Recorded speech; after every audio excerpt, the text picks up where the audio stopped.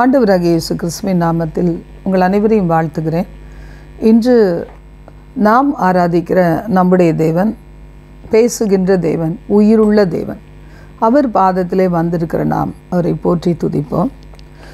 பேசும் தெய்வம் நீர், பேசாத கல்லோ மரமோ நிரல்ல. பேசும் தெய்வம் நீர், என்னை படைத்தவர் நீர், என்னை வளர்த்தவர் நீர். என் பாவம் நீக்கி என்னை குணமாக்கி என்னோடிருப்பவர் நீர். என் பாவம் நீக்கி என்னை குணமாக்கி என்னோடிருப்பவர் நீர்.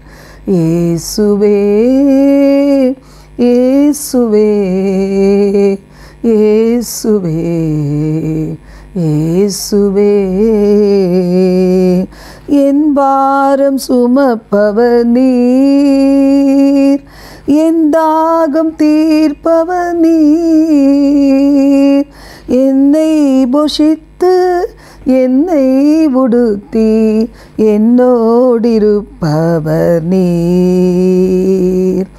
இயேசுவே இயேசுவே இயேசுவே இயேசுவே, என் குடும்ப வைத்தியர் நீர், ஏற்ற நல்ல ஔஷதம் நீர். எந்தன் வியாதி பலவீனங்களில் என்னோடிருப்பவர் நீர். இயேசுவே இயேசுவே இயேசுவே இயேசுவே, பேசும் தெய்வம் நீர், பேசாத கல்லோ மரமோ நிரல்ல. பேசும் தெய்வம் நீர், எனக்காய் வருபவர் நீர், என் கண்ணீர் துடைப்பவர் நீர். எல்லாம் முடித்து சீயோனில் சேர்த்து என்னோடிருப்பவர் நீர். இயேசுவே இயேசுவே இயேசுவே இயேசுவே இயேசுவே இயேசுவே இயேசுவே இயேசுவே. எங்கள் பரலோக பிதாவே, இந்த நேரத்தில் உங்கள் வார்த்தைகளை கொண்டு எங்களோடு பேசும். எங்கள் நடுவிலே இருக்கிறீர். உம் சத்தத்தை கேட்டு ஆவலோடு கேட்கும்படிக்கு ஆவலோடு இருக்கிறோம். நாங்கள் கீழ்ப்படி அர்ப்பணிக்கிறோம். எங்களோடு தங்கிரும். இயேசுவின் நாமத்தில் ஜெபிக்கிறோம் பிதாவே. ஆமென் ஆமென். இந்த நாளில் நான் பார்க்க போகிற செய்தியின் தலைப்பு, தேவனது எச்சரிப்பை நாம் பெற்றால். ஆண்டவரிடத்திலிருந்து நாம் ஒரு எச்சரிப்பை கேட்கும்போது நாம் என்ன செய்ய வேண்டும் என்று நாம் பார்க்க போகிறோம். லூக்கா 22:31 முதல் 34. பின்னும் கர்த்தர், சீமோனே சீமோனே, இதோ கோதுமையை சுளகினால் புடைக்கிறது போல சாத்தான் உங்களை புடைக்கிறதற்கு உத்தரவு கேட்டுக்கொண்டான். நானோ உன் விசுவாசம் ஒழிந்து போகாதபடி உனக்காக வேண்டிக் கொண்டேன். நீ குணப்பட்ட பின்பு உன் சகோதரரை ஸ்திரப்படுத்து என்றார். அதற்கு அவன், ஆண்டவரே, நான் காவலிலும் சாவிலும் பின்பற்றி வர ஆயத்தமாய் இருக்கிறேன் என்றான். அவர் அவனை நோக்கி, பேதுருவே, இன்றைக்கு சேவல் கூவுகிறதற்கு முன்னே நீ என்னை அறிந்திருக்கிறதை 3 தரம் மறுதலிப்பாய் என்று உனக்கு சொல்லுகிறேன் என்றார். இந்த இடத்திலே ஆண்டவராகிய இயேசு கிறிஸ்து கொடுத்த ஒரு எச்சரிப்பை நாம் பார்க்கிறோம். 12 சீஷர்களையும் ஆண்டவராகிய கர்த்தர் எப்போதும் நேசித்தாலும் அதில் 3 பேரை அதிகமாக நேசித்தார். அதிகமாக தன் நம்பிக்கைக்கு பாத்திரம் உள்ளவர்களாக நினைத்தார்.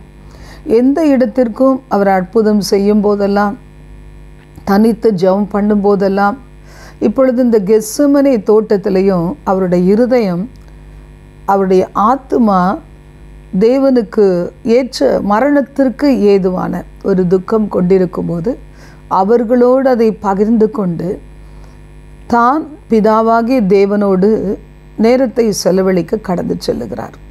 அந்த கடைசி மணி துளிகள் நெருங்க நெருங்க அவரது ஆத்துமா நம்மை போலவே ஒரு மனிதனாய் அந்த வேதனையை சுமக்க வேண்டி இருந்ததினால், சிலுவை பாடுகளை சுமக்க வேண்டி இருந்ததினால், பாவிகள் கரத்திலே ஒப்பு கொடுக்கப்பட வேண்டி இருந்ததினால், இன்னென்ன பிரகாரமாக சம்பவிக்க வேண்டும் என்பதை இயேசு அறிந்திருந்த படியினால் அந்த பாதைக்கு அர்ப்பணிப்பதற்கு முன்பு தன் இருதயத்தை ஆண்டவருடைய பிதாவின் சமூகத்திலே உடைத்து ஊற்றும்படி கெத்செமனே தோட்டத்திற்கு அவர் கடந்து சென்றார். அப்பொழுது தமக்கு அன்பான சீஷர்களை அழைத்து கொண்டு போய், நீங்கள் இந்த இடத்திலே விழித்திருங்கள், நான் போய் பிதாவினிடத்தில் நான் பேசிவிட்டு வருகிறேன் என்று அவர் கொஞ்ச தூரம் அவர்களை விட்டு தனிமையிலே பிதாவை தரிசிக்க கடந்து சென்ற போது சீஷர்கள் என்ன செய்தாங்க என்பதை நாம் பார்க்கும்போது, சீஷர்கள் நல்லா உறங்கி கொண்டிருந்தாங்களாம். கர்த்தருடைய எச்சரிப்பின் சத்தம் அவர்களுக்கு புரியலை. இன்றைக்கு ஆண்டவராகிய கர்த்தர் நமக்கு எத்தனையோ எச்சரிப்பின் சத்தத்தை நாள்தோறும் கொடுத்து கொண்டு தான் இருக்கிறார். வேலை செய்கிற இடங்களிலே, வாழ்கிற பகுதிகளிலே, தேசத்திலே, நாடுகளிலே நடக்கிற சம்பவங்களை பார்க்கும்போது நாம் இந்த நாளிலே ஆவிக்குரிய பிள்ளைகளாய் நாள்தோறும் நம்மை தேவனுக்கு அர்ப்பணித்து வாழ வேண்டிய காலம் இது. இந்த இடத்துல நாம் பார்க்கிறோம், ஆண்டவராகிய இயேசு கிறிஸ்து பேதுருவை பார்த்து சொல்லுகிறார், கோதுமையை சுளகினால் புடைக்கிறது போல சாத்தான் உங்களை புடைப்பதற்கு என்னிடத்தில் வேண்டிக் கொண்டான். உத்தரவு இல்லாதபடிக்கு தேவனுடைய பிள்ளைகளது வாழ்க்கையில் அவனால் கிரியை செய்ய முடியாது. அப்போ அந்த இடத்துல நான் பார்க்கும்போது நான் என்ன செய்கிறேன், உனக்காக வேண்டிக் கொண்டேன். உன் விசுவாசம் ஒழிந்து போகலைன்னா நீ நன்றாக ஸ்திரமாயிருப்பாய், திடமாயிருப்பாய், நீ உன்னோடு இருக்கிறவர்களை ஸ்திரப்படுத்துவாய் என்று கர்த்தர் சொல்லுகிறார். அதுபோல் இன்றும் ஒரு குடும்பத்தில் ஒருவரை தேவன் தெரிந்து கொள்ளுகிறார். குலத்துக்கு ஒன்று, கோத்திரத்துக்கு ஒன்று போல தெரிந்து கொள்ளுகிறார். நம்மை நம்பித்தான் இருக்கிறார். நம் குடும்பத்தை ஸ்திரப்படுத்த, சபையை ஸ்திரப்படுத்த, தேசத்தை, உலக நாடுகளின் பகுதிகளிலே உங்களை கொண்டு அந்த நாடுகளை, உங்களோடு இருக்கிற பிள்ளைகளை ஸ்திரப்படுத்த, திடப்படுத்த, அவர்கள் சந்திக்கிற பிரச்சனைகளிலே அவர்களை ஜெயம் உள்ளவர்களாக மாற்ற உங்களைத்தான் ஆண்டவராகி கர்த்தர் நம்பி இருக்கிறார். இந்த இடத்துல நான் பார்க்கும்போது பேதுரு அந்த வார்த்தையின் ஆழத்தை, எச்சரிப்பின் ஆழத்தை புரியாதவராய் அவர் சொல்லுகிறார், ஆண்டவரே, நான் உம்மை மறுதலிக்கவே மாட்டேன், காவலானாலும் சாவானாலும் உம்மை பின்பற்றி வருவேன் என்று மாம்ச பிரகாரமாக வெளிப்பாடை அவர் பேசிவிடுகிறார். ஆவி உற்சாகம் உள்ளது, மாம்சம் எப்படிப்பட்டது, பலவீனம் நிறைந்தது. இதற்கான ஆயத்தத்தோடு அவர்கள் இருந்தார்களா? பேதுரு, யாக்கோபு, யோவான் இருந்தார்களா என்றால் அப்படி இல்லை. மார்க்கு 14ஆம் அதிகாரம் 32 முதல் 38 நான் பார்க்குறோம், இயேசு எப்படி இவர்களை விட்டுட்டு இதையெல்லாம் எச்சரிப்பாக சொல்லிவிட்டு கெத்செமனே தோட்டத்தில் அவர் ஜெபிக்க கடந்து போகிறார். நான் ஜெபம் பண்ணும் அளவும் இங்கே உட்கார்ந்திருங்கள். மார்க் 14 32 முதல் 38 வாசிக்கிறோம். 32ஆம் வசனம், தம்முடைய சீஷர்களை நோக்கி, நான் ஜெபம் பண்ணும் அளவும் இங்கே உட்கார்ந்திருங்கள் என்று சொல்லி பேதுரு, யாக்கோபு, யோவானை தம்மோடு கூட கூட்டி கொண்டு போய் திகில் அடையவும் மிகவும் வியாகுலப்படவும் தொடங்கினார்.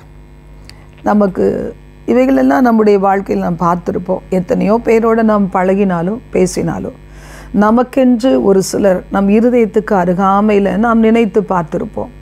அவர்களோடு கூட நாம் சில நேரம் தனிமையிலே பேசுகிறோம், நம் உள்ளத்தை வெளிப்படுத்துகிறோம். அப்படியே ஆண்டவராகிய இயேசு கிறிஸ்து நம்மை போல 100க்கு 100% மனிதனாகவும் இருந்தார், தேவனாகவும் இருந்தார். அப்பொழுது அவர் வியாகுலப்படுகிறார், திகில் அடைகிறார். 34ஆம் வசனம் சொல்லுகிறது, என் ஆத்துமா மரணத்துக்கு ஏதுவான துக்கம் கொண்டிருக்கிறது, நீங்கள் இங்கே தங்கி விழித்திருங்கள் என்று சொல்லி சற்று அப்புறம் போய் தரையிலே விழுந்து பிதாவாகிய தேவனை நோக்கி அவர் வேண்டிக் கொள்ளுகிறார்.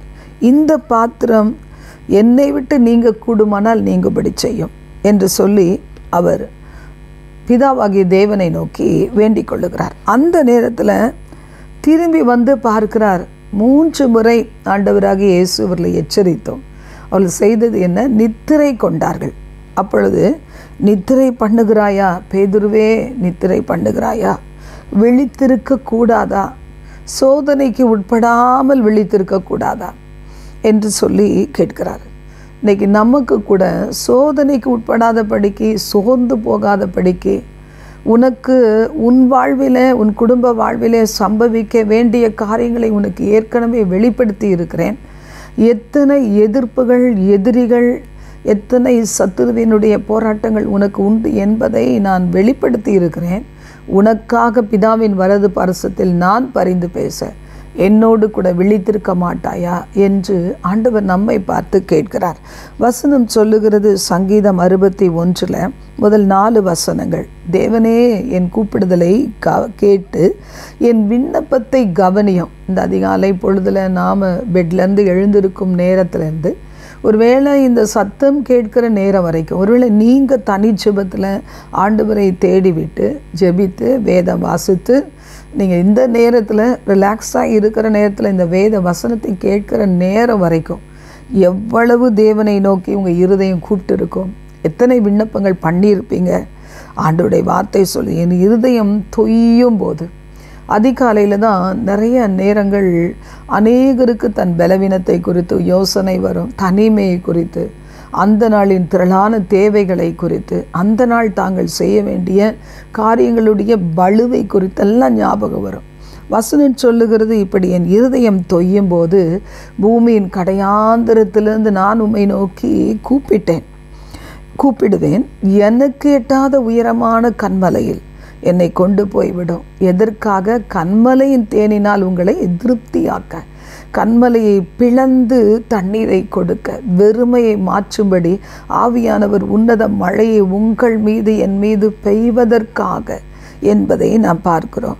நீர் எனக்கு எப்படி இருந்தீர்? அடைக்கலம் ஆண்டவரே, இதுவரைக்கும் நீர் அடைக்கலமாய் இருந்தீர், என்னை கைவிடவில்லை. என் சத்துருவுக்கு எதிராக பலத்த துருகமாய் இருந்தீர். நான் எப்பொழுதும் இந்த நேரத்தில் நான் ஜெபிக்கிறேன், வேதம் வாசிக்கிறேன், இந்த செய்தியை கேட்டுக்கொண்டு இருக்கிறேன். நான் என் வேலைகளை, அன்றாட வேலைகளை செய்யணும், ஊழியத்திற்கு செல்லணும், தொழில் செய்ய வேண்டும், இப்படி அத்தியாவசியமான காரியங்கள். சில நேரங்களில் சில பிள்ளைகள் மருத்துவமனைக்கு போக வேண்டியிருக்கலாம். ஆனால் உம்முடைய கூடாரத்திலே சதா காலங்களிலும் நான் தங்குவேன். உடைய கூடாரம், உம்முடைய செட்டைகளின் நிழல், இதில் நான் இன்றைக்கு முழுவதும் நான் வந்து அடைந்து கொள்ளுகிறேன், மறைவிடமாய் கொள்ளுகிறேன், என்னை காப்பாற்றும் என்று வேதம் சொல்லுகிறது. கர்த்தருடைய வார்த்தை 2 பேதுரு 2ஆம் அதிகாரம் 4 முதல் 9 வசனங்களில் நாம் வாசிக்கிறோம். கர்த்தருக்கு ஒரு நீதி இருக்கிறது, அவர் நீதியை கட்டாயம் செய்கிற தேவன். பாவம் செய்த தூதர்களை ஆண்டவர் என்ன செஞ்சார்? தப்பு விடாமல் அந்தகார சங்கிலிகளினாலே கட்டி நரகத்திலே தள்ளுவதற்கு வைக்கப்பட்டவர்களாக ஒப்பு கொடுத்திருக்கிறார். பூர்வ உலகத்தையும் தப்ப விடாமல் நீதியை பிரசங்கித்தவனை காப்பாற்றினார். நோவாவையும் அவன் குடும்பத்தாரையும் காப்பாற்றி உலகத்தின் மேல் ஜல பிரளயத்தை வரப்பண்ணி அழித்தார். சோதோம் கொமரா அந்த பட்டணங்களை சாம்பலாக்கி கவிழ்த்து ஆக்கினைக்குள்ளாக தீர்த்தார். ஆனால் அந்த இடத்துல இது எதற்காக?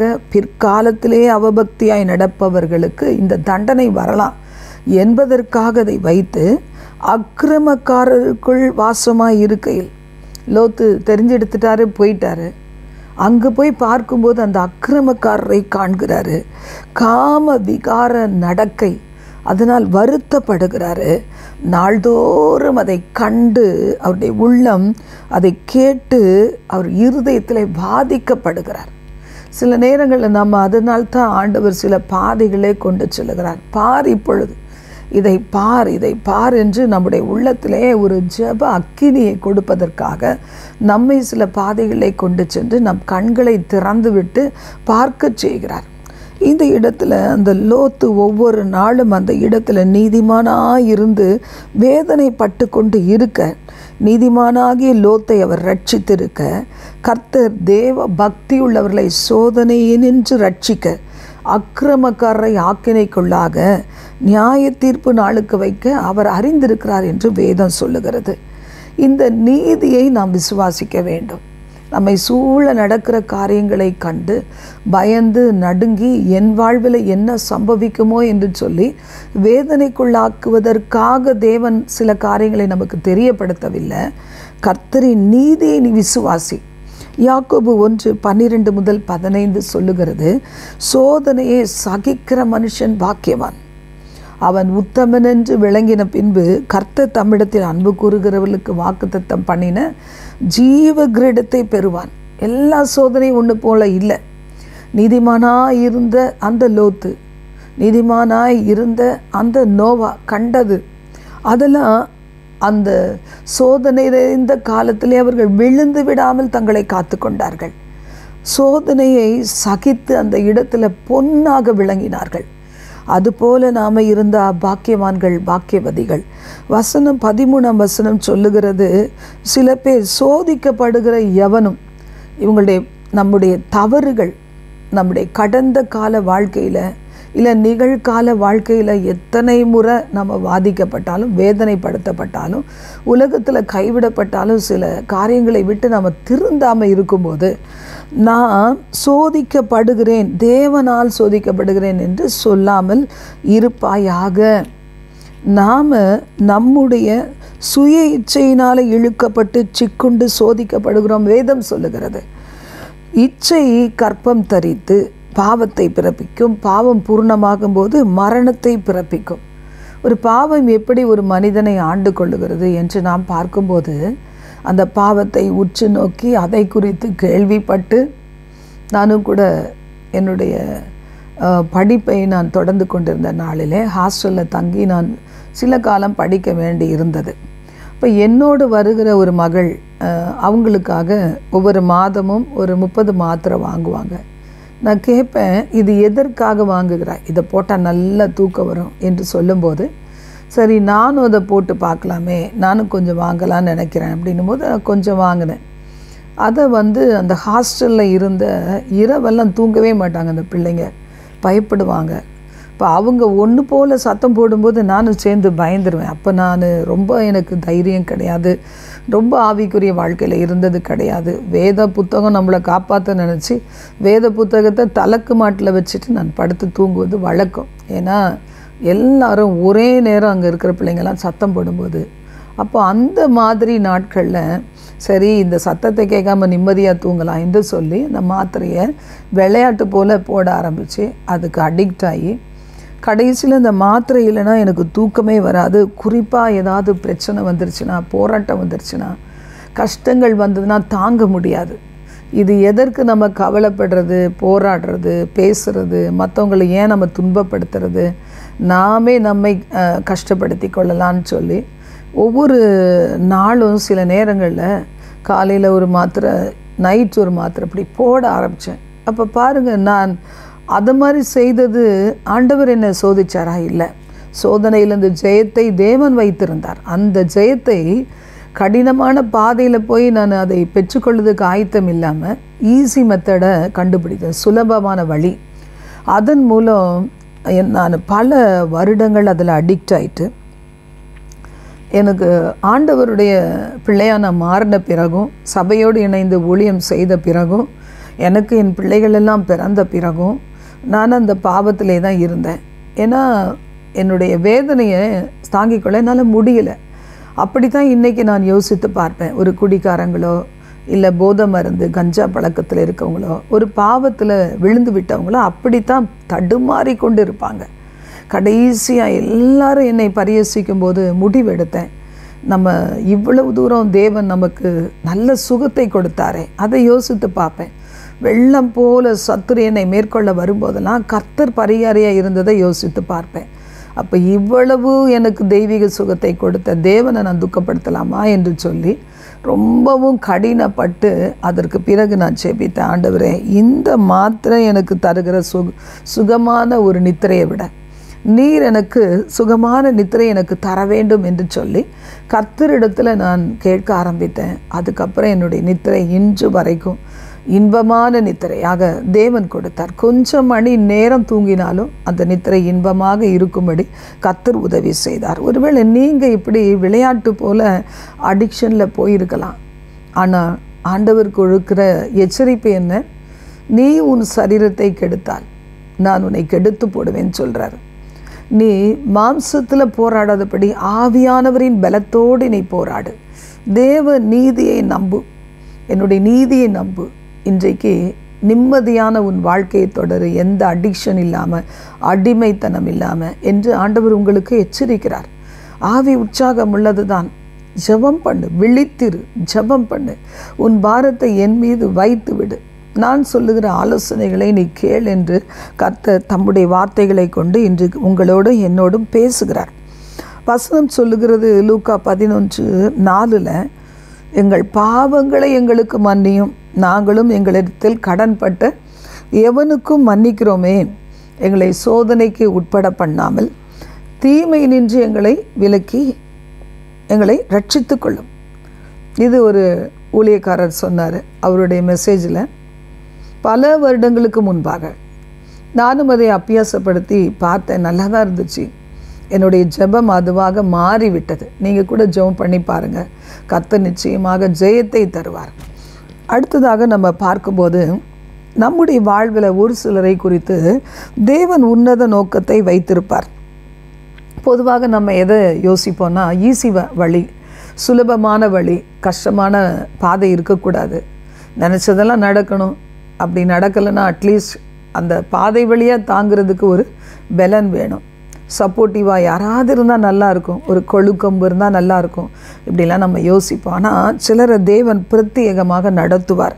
2 தீமோத்தேயு 2:20-26 பல முறை அந்த வசனங்களை நான் வாசித்து பார்த்துருக்குறேன். என்னுடைய வாழ்க்கையை அர்ப்பணித்திருக்கிறேன் கண்ணீரோடு. ஏன்னா விருப்பம் இல்லை, இந்த பாதைகள் வேண்டான்ற மாதிரி எனக்கு தோணிச்சு. ஆனால் வசனம் என்ன சொல்லுது? ஒரு பெரிய வீட்டிலே பொன்னும் வெள்ளியுமான பாத்திரங்கள் அல்லாமல் மரமும் மண்ணுமான பாத்திரங்கள் உண்டு. சில கனத்திற்குரியது, சில கனவீனத்துக்குரியது. ஆகையால் ஒருவன் பாவங்களை விட்டு ஒவ்வொரு நாளும் நாம் போகிற பாதையில் ஒவ்வொரு வயதினருக்கு ஒரு சில குறிப்பிட்ட பாவங்கள் உண்டு. இன்றைக்கு எல்லாம் முடிச்சாச்சு, எல்லாம் முடித்து நாம் இனி வாழுகிற அந்த கடைசி ரவுண்ட் சொல்லுவாங்க. அப்படிப்பட்ட ஓட்டத்தில் போகிறவங்களுக்கெல்லாம் இருக்கிற ஒரு பாவம் என்ன? எப்போதும் ஒரு பயம் உணர்வு, எப்போதுமே நம்ம தேவனால் கண்காணிக்கப்படுகிறோம் என்கிறத மறந்து கவலைப்படுகிற ஒரு உணர்வு. சின்ன சின்ன காரியங்கள், நாம் கேள்விப்படுகிற காரியங்கள் எல்லாம் அந்த மூளையில் ரெக்கார்டாகி, சிந்தனையில் ரெக்கார்டாகி, இருதயத்தில் வந்து வேதனைப்படுத்துகிற சில காரியங்கள். இன்னமும் ஆண்டவருடைய காரியங்களில் ஈடுபடாத நிலைமையில் இருக்கிறவங்க பாருங்கள், எப்பொழுதும் தன் பிள்ளைகளை நினைத்து நினைத்து நினைத்து பக்கத்தில் இருந்தால் கூட அவங்களுடைய ரொம்ப அருகாமையை விரும்புவாங்க. யாருமே பக்கத்தில் இல்லாத வாழுகிற பிள்ளைகள் இருக்கிறாங்க. ஒரே வீட்டில் இருந்தாலும் எப்பொழுதும் தன் கண்களுக்கு முன்னாடி தன்னுடைய பிள்ளைகள் இருக்க வேண்டும், தனக்கு அருமையானவர்கள் இருக்க வேண்டும், பார்த்து கொண்டே இருக்க வேண்டும், பேசிக்கொண்டே இருக்க வேண்டும் என்று நினைக்கிற அநேகர் உண்டு. அப்போது தேவனுடைய வார்த்தை சொல்லுகிறது, ஒரு சில காலங்களில் என்னைக்கு கொஞ்சம் யோசிக்க ஆரம்பிக்கிறது, ஒரு சின்ன பிள்ளை கூட கவலைப்படுது, பயப்படுது, வேதனைப்படுது, எதிர்காலத்தை குறித்து யோசிக்குது. அன்னைக்கு அவங்க தாய் தகப்பன் சாதாரண ஒரு லெவலில் ஒருவேளை வீட்டு வேலை பார்க்குறவங்களா இருக்கலாம், இல்லைன்னா ஒரு சின்ன தொழில் செய்கிறவங்களா இருக்கலாம். அம்மா எப்படி நம்மளை, அப்பாவும் அம்மாவும் நம்முடைய எதிர்காலத்தை குறித்து இவங்க என்ன செய்திட முடியும் என்று சின்ன வயசுலேயே கஷ்டப்பட ஆரம்பிக்குதுங்க. இப்படி தான் என் வாழ்க்கை போயிருமோ என்று நினைக்கிறாங்க. இப்போது தேவனுடைய வார்த்தை சொல்லுகிறது, இதையெல்லாம் விட்டுட்டு நீ கனத்துக்குரிய பாத்திரம், பாவங்களை விட்டு, கவலையை விட்டு, சுய பச்சாதாபத்தை விட்டு, கவலையை மறப்பதற்காக ஏதோ சிலரை தேடி ஓடி போய் பகிர்ந்து கொள்கிறதை விட்டு உன்னை சுத்திகரித்து கொண்டால் அவன் பரிசுத்தமாக்கப்பட்டதும் எஜமானுக்கு உபயோகமானதும் எந்த நற்கிரியும் செய்ய ஆயத்தமாக்கப்பட்டதுமான கனத்துக்குரிய பாத்திரமாய் இருப்பான். மோசே அப்படித்தானே 40 வருஷம் வனாந்திரத்தில் அப்படி ஒரு தகுதியை தேவன் கொடுத்தார்.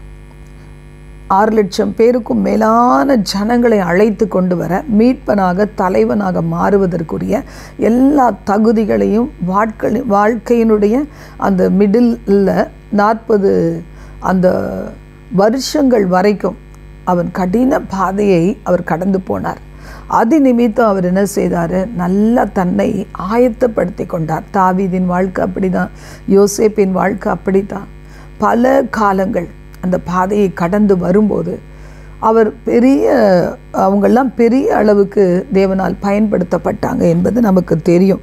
22ஆம் வசனம், அன்றியும் பாலியத்துக்குரிய இச்சைகளுக்கு நீ விலகி ஓடி சுத்த இருதயத்தோடே கர்த்தரை தொழுது கொள்ளுகிறவர்களுடனே நீதியும் விசுவாசத்தையும் அன்பையும் சமாதானத்தையும் அடையும்படி நாடு. இப்போ தேவனுடைய பிள்ளைகள் நாம் அதை அறிஞ்சு பார்க்கணும். ஒன்று மேலே நம்ம கவனம் செலுத்தும் போது இந்த கீழானவைகளெல்லாம் மறைஞ்சு போயிடும். நமக்கு தேவனோடு உள்ள ஐக்கியம் முக்கியம். தேவன் கொடுக்குற எச்சரிப்பை கேட்டு கேட்டு கேட்டு நான் திடனடைந்தாதான், நான் குணமடைந்தாதான், நான் தேவனுடைய பிள்ளையாய் நான் துணிந்து நிற்கும்போது தான் என்னை சார்ந்தவர்களை அசைத்து அவர்களுக்கு ஒரு ஆசீர்வாதமாக இருக்க முடியும் என்பதை நல்லா நம்ம உணர்ந்துச்சோம்னா நம்ம என்ன செய்வோம்? நமக்கு தேவனும் நானும் இணைந்து வாழ்வதற்கு தடையாக இருக்கிற எல்லாவற்றையும் அகற்றி விடுவோம். கர்த்தருடைய வார்த்தை அதான் சொல்லுகிறது. புத்தியினமும் அயுக்தமான தர்க்கங்கள் சண்டைகளை பிறப்பிக்கும் என்று அறிந்து அவைகளுக்கு விலகியிரு. இப்போ தேவ பிள்ளை இன்னைக்கு நம்ம இந்த செய்தியை கேட்குற நீங்கள் ஊழியம் செய்யலைன்னு சொல்ல முடியுமா? எல்லோரும் தேவனுக்காக ஊழியம் செய்கிறோம். ஏன்னா இன்றைக்கி அநேகருக்கு ஜெபிக்கிற இது எல்லாருக்கும் உள்ளது தான். ஐயோ ஆண்டவரே இந்த பாதையில் போகிறாங்களே, இயேசுவை அறிந்திருந்தால் என்ன சொல்லுவோம்? எங்கே நம்ம பிரயாணமாக போயிட்டு இருந்தால் கூட அவங்களுக்காக நம்ம கட்டாயம் வாய் முணுமுணுக்கும். ஒரு செய்தியை பார்க்கும்போது, ஒரு இடத்துல நம்ம போகும்போது திடீர்னு ஒரு ஆக்சிடெண்ட் ஆயிடுது, இல்லைனா ஒரு சிலருக்கு பாழக்கும் கொள்ளை நோய்கள் வந்துடுது, ஒரு சிலருக்கு ட்ரீட்மெண்ட் தொடங்கினா கூட நம்ம இருதயம் வலிக்கும். ஐயோ ஊசி போடுறாங்களே, இந்த ட்ரீட்மெண்ட் கொடுக்குறாங்களே அப்படின்னு சொல்லி நம்ம அந்த பாதையில் போகலைன்னா அந்த பாதையெல்லாம் எப்படி இருக்கும்னா நம்ம உடம்பில் வலிக்கிறது போல் இருக்கும், மனசு வலிக்கிறது போல் இருக்கும். அப்போ அந்த மாதிரி நேரங்கள் எல்லாம் பார்த்திங்கன்னா தேவன் என்ன தேவனுடைய வார்த்தை சொல்லுகிறது, தேவனுடைய பிள்ளைகள், அதாவது ஊழியம் செய்கிற பிள்ளைகள் கர்த்தருக்காக பலவித ஊழியம் செய்கிறாங்க. ஆனால் அது நமக்கு வேண்டாம். ஆனால் நீங்களும் நானும் என்ன செய்கிறோம்? கர்த்தருடைய ஊழியக்காரன் எப்படி இருக்க வேண்டும்? சண்டை பண்ண வேண்டாம், சாந்தத்தோடு நம்ம சொல்லணும். நான் நினைப்பேன், முன்னாடி என் இருதயத்தில் இருக்கிறத சொல்கிறதுக்கு தயங்குறதுனால பல பிரச்சனைகள். ஆனால் இதில் என்ன சொல்லியிருக்கு? சாந்தமுள்ளவனும் போதக சமர்த்தனும் தீமையை சகிக்கிறவனும் எதிர்பேசுகிறவன் சத்தியத்தை அறியும்படி தேவன் அவர்களுக்கு மனம் திரும்புதலை அருளத்தக்கதாக பிசாசானுடைய இச்சையின்படி செய்ய அவனால் பிடிப்பட்டு இருக்கிற அவர்கள் மறுபடி மயக்கம் தெளிந்து அவன் கண்ணிக்கு நீங்கத்தக்கதாக சாந்தமாய் அவர்களுக்கு உபதேசிக்க வேண்டும். மனசுலே வச்சுருக்கிறதுனால என்ன பிரயோஜனம்? இல்லை அவங்கள போக விட்டுட்டு யாரோ ஒருத்தட்ட ஷேர் பண்ணுறதுனால என்ன பிரயோஜனம்? சம்பந்தம் இல்லாதவர்களோட கூட பகிர்ந்து கொள்கிறத விட சம்பந்தம் உள்ளவர்களிடத்தில் பேசியிருந்தால் எத்தனையோ பிரச்சனைகள் என்றைக்கோ நம்மளை விட்டு போயிருக்கும். சரி, முடிந்ததெல்லாம் முடியட்டும், இனிமேலாவது நம்ம வாய் திறந்து பேச வேண்டும் என்பதை சில நேரத்தில் நான் உணர்த்தப்பட்டு பேசுகிற தைரியத்தை பெற்று சில நேரங்களில் நான் பேசி வருகிறேன். யாக்கோபு 1:12 வாசிக்கும்போது ஆண்டவருடைய வார்த்தை சொல்லுகிறது, உத்தமனென்று விளங்க தான் சோதனை, முடிஞ்ச உடனே உனக்கு ஜீவ கிரீடம் உண்டு. யோவான் 15 முதல் 8 வசனங்களில் இதுக்காக நாம் செய்ய வேண்டியது என்ன? கர்த்தரோடு நிலைத்திருக்கிறது. ஆண்டவருடைய வார்த்தை சொல்லுகிறது, நான் மெய்யான திராட்சை செடி, என் பிதா திராட்சை தோட்டக்காரர், என்னில் கனி கொடாதிருக்கிற கொடி அறுத்து போடுவேன், கனி கொடுக்கிற கொடி அதிக கனிகளை கொடுக்கும்படி இதை சுத்தம் பண்ணுகிறேன், என் உபதேசத்தினால் உங்களை சுத்தம் பண்ணிக்கொண்டே வருகிறேன். இதை விட நீங்கள் எப்பொழுதும் சுத்தமாக இருக்கணும்னா என்னில் நிலைத்திருங்கள், நான் உங்களில் நிலைத்திருப்பேன். திராட்சை செடி, கொடியானது திராட்சை செடியில் நிலைத்திராவிட்டால் பலன் கொடுக்காது அப்படின்னு சொல்லி ஆண்டவருடைய வார்த்தை சொல்லுது. என்னால் இல்லாமல் உங்களால் ஒன்றும் செய்ய முடியாது, என்னிலே நிலைத்திருங்கள். சில பேர் மேலே ஏறிடுவாங்க, ஏறிட்டு என்ன செய்வாங்க? ஏணியை தட்டி விட்டுருவாங்க. ஏணி என்றைக்கும் தேவை. ஏறினவங்க திரும்பி இறங்கணுன்னா கூட அந்த ஏணி உதவும், மறுபடியும் ஏற முடியும். மறுபடியும் சறுக்கி விழாதபடி, ஜீவன் போகாதபடி தப்பி காக்கப்பட முடியும். இன்றைக்கி உங்களுக்கும் எனக்கும் ஆண்டவராகிய கர்த்தருடைய வார்த்தை வருகிறது. என்னிடத்துலேருந்து ஒரு எச்சரிப்பு பெற்றாயானா உடனேயே நீ விழித்திரு. ஆண்டவர் நம்மோட பேசுகிற ஆண்டவர். அவரை போல தெய்வம் யார் உண்டு? நம்மோட பேசும்போது எதற்காக நம்ம மாதிரி சும்மா டைம் பாஸிங்கு பேசுகிறாரா? அப்படி இல்லை. அவர் பேசுகிற வார்த்தைகள் எல்லாம் தேனிலும் தேனிலும் மதுரமானது, புடமிடப்பட்டது, அருமையான வார்த்தைகள். அப்போ இந்த வார்த்தை கொண்டு தேவன் நம்மளோட பேசும்போது, எச்சரிக்கும் போது, அநேக ஊழியர்கள் மூலம் எச்சரிப்பு பெறும்போது, நாமே வேத வசனத்தை வாசிக்கும்போது, எச்சரிப்பை பெறும்போதெல்லாம் நாம் தேவனுக்கு ஒப்பு கொடுப்போம். தேவன் நம்மை ஆசீர்வதிப்பார். ஜெபிக்கலாமா? எங்கள் பரலோக தேவனே, இந்த சத்தம் கேட்ட தமது பிள்ளைகளையும் கரத்தில் கொடுத்து ஜெபிக்கிறேன். உம்மிடத்திலிருந்து ஆண்டவரே, சிறிய பிள்ளைகளோ, வாலிப பிள்ளைகளோ, சகோதரர்களோ, சகோதரிகளோ யாராக இருந்தாலும் சரி, எந்த விதமான எச்சரிப்பை நாங்கள் பெற்றிருந்தாலும் அதை சாதாரணமாக எடுத்து பின்பு தகப்பனை அந்த வேதனைகளில் அழிந்து போகாதபடிக்கு எங்களை தாழ்த்தி அர்ப்பணித்து அந்த பாதையை ஆண்டவரை கடந்து செல்லுவதற்கு நீர் தந்த அந்த ஆலோசனைகளுக்கு கீழ்ப்படிந்து நடக்க உதவி செய்யும். உங்களுடைய எச்சரிப்பின் சத்தத்தை ஏதோ என்று சொல்லி நாங்கள் உதறி தள்ளி விடாதபடி ஞானமுள்ள இருதயத்தை தருவீராக. ஆண்டவரே, நாங்கள் அடைந்த பிறகு குணமாக்கப்பட வேண்டிய பல ஆயிரங்கள் லட்சங்கள் உண்டு தகப்பனே. நாங்களும் எங்கள் குடும்பங்களும் எங்கள் பிள்ளைகளும் சபைகளும் அதை குணமடைந்த பின்பு பிறரை சிறப்படுத்தத்தக்கதாக எங்களை பயன்படுத்தும். எங்களை ஆசீர்வதியும். ஒவ்வொருவர் கடந்து போகிற பாதைகளின் வேதனைகளில் கர்த்தர் கூட இருந்து தப்புவிப்பீராக. சோதனையோடு கூட தப்பித்து கொள்ளக்கூடிய போக்கை உண்டாக்குகிறவர் தப்புவிப்பீராக. ஆசீர்வதியும். இயேசுவின் மூலம் பிதாவே. ஆமென், ஆமென்.